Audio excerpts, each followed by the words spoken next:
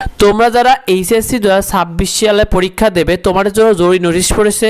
দেখো তোমাদের জরুরি নোটিশে বলেছে ফর্ম ফিল আপের যে বিজ্ঞপ্তি এটা প্রকাশ করেছে, দেখো 19 ফেব্রুয়ারিতে প্রকাশ করে দিয়েছে। তোমাদেরকে এই ভিডিওতে A to Z জানিয়ে দেবো, যদি না জানো অনেক বড় সমস্যা পড়বে।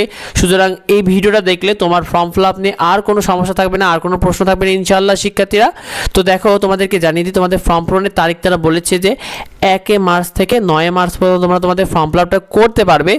আর তোমাদের ফর্ম ফিল আপের টাকাটা কিন্তু 10 মার্চ পর্যন্ত দেওয়া যাবে। তবে তোমাদের উচিত হলো তোমাদের কলেজে গিয়ে তোমরা 1 মার্চ থেকে 9 মার্চের মধ্যেই ফর্ম ফিল আপটা করে ফেলবে, এতে আর কোনো অসুবিধা হবে না শিক্ষার্থীরা। এই সাথে জানানো হয়েছে যদি তোমাদের কেউ যদি মনে করো যে ওই 9 তারিখের মধ্যে ফর্ম ফিল আপ না করতে পারে, তারা কিন্তু 11 তারিখ অর্থাৎ 11 মার্চ থেকে 18 মার্চ পর্যন্ত ফর্ম ফিল আপের সুযোগ পাবে। সেক্ষেত্রে তোমাদের কিন্তু জরিমানা অর্থাৎ জরিমানা 100 টাকা দেওয়া লাগবে। তো তোমাদেরকে জানিয়ে দিই একটা বিষয়, সেটা হলো তোমাদের যারা জিপিএ উন্নয়নে পরীক্ষা দেবে বা ইমপ্রুভমেন্টে পরীক্ষা দিতে চাও, সেক্ষেত্রে তোমাদের কিন্তু তোমাদের কলেজে 26 তারিখ, দেখো 26 ফেব্রুয়ারির মধ্যে যোগাযোগ করতে হবে। তবে তারা জানিয়েছে যারা 25 সালে আংশিক পরীক্ষা দিয়ে উত্তীর্ণ হওয়া শিক্ষার্থীরা সুযোগ পাবে না। তো যারা তোমরা যদি কেউ ফেল করে থাকো 25 সালে, তারা কিন্তু শিক্ষার্থীরা ইমপ্রুভমেন্ট পরীক্ষা দিতে পারবে না, এটা তারা উল্লেখ করে দিয়েছে।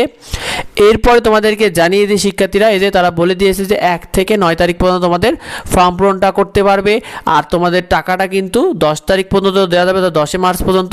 আর যদি তোমরা না পারো সেক্ষেত্রে পরীক্ষার্থী প্রতি দেখো 100 টাকা বিলম্ব ফি অর্থাৎ জরিমানা দিয়ে তোমরা 11 তারিখ থেকে অর্থাৎ 11 মার্চ থেকে 18 মার্চ পর্যন্ত তোমাদের ফর্ম পূরণটা করতে পারবে। তোমাদেরকে একটা বিষয় জানিয়ে দিই শিক্ষার্থীরা, সেটা হলো তোমরা যারা এইচএসসি 2025 সালে ফেল করেছিল, অর্থাৎ গত বছর তোমরা যারা ফেল করেছিলে, বলেছে এক বিষয়ে অকৃতকার্য বা শিক্ষার্থী যারা ফেল করেছিল, তারা কি করবে, তাদেরকে 250 টাকা করে, দেখো 250 টাকা করে তোমাদের রেজিস্ট্রেশন ফি কলেজে জমা দিতে হবে, এটা তারা উল্লেখ করে দিয়েছে শিক্ষার্থীরা। এবার তোমাদেরকে জানিয়ে দিতে চাই শিক্ষার্থীরা যে তোমাদের ফর্ম পূরণে কত টাকা লাগবে কাদের।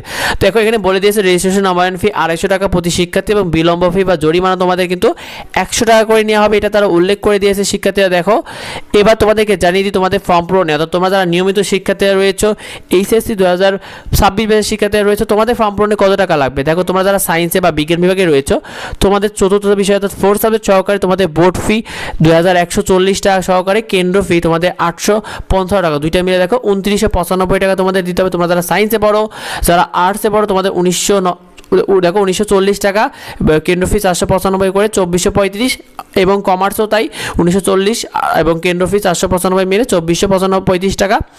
এবার তোমাদেরকে জানিয়ে দিই, তোমরা যারা মানবিক ও ব্যবসায়িকায় পড়ো, তোমাদের যদি কোনো সাবজেক্টে চতুর্থ বিষয় ছাড়াও তোমাদের যে সকল প্র্যাকটিক্যাল সাবজেক্ট যদি অতিরিক্ত থাকে, যেমন অনেকের ভূগোল থেকে থাকে বা অর্থনীতি থাকে, যেগুলোতে আসলে প্র্যাকটিক্যাল রয়েছে শিক্ষার্থীরা, সেগুলোতে তোমাদের অতিরিক্ত আরও 140 টাকা করে যোগ হবে এর সাথে, এটা তারা উল্লেখ করে দিয়েছে। দেখো একে থেকে থাকে বলে সর্বোচ্চ 24 মাস, অর্থাৎ তুমি যে পর্যন্ত পড়াশোনা করেছিলে ফার্স্ট ইয়ার এবং সেকেন্ড ইয়ারে মিলে 24 মাসের পর্যন্ত সর্বোচ্চ বেতন নিতে পারবে, এর বেশি বেতন নেওয়া যাবে না। অর্থাৎ তোমাদের যদি কলেজে বকেয়া বেতন থেকে থাকে তবে সেটাই তোমরা দিতে পারবে, এর বেশি কোনো অতিরিক্ত টাকা নিতে পারবে না, এই টাকার বাইরে, এটা তারা উল্লেখ করেছে।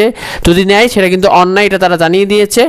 তো ভিডিওটা বেশি বেশি বন্ধুদের শেয়ার করে তাদের অন্যরা জানতে পারে। যদি জানার থেকে অবশ্যই ভিডিওতে কমেন্ট করো। দেখা হয় পরবর্তী ভিডিওতে, পরবর্তী আপডেটে। ধন্যবাদ সবাইকে।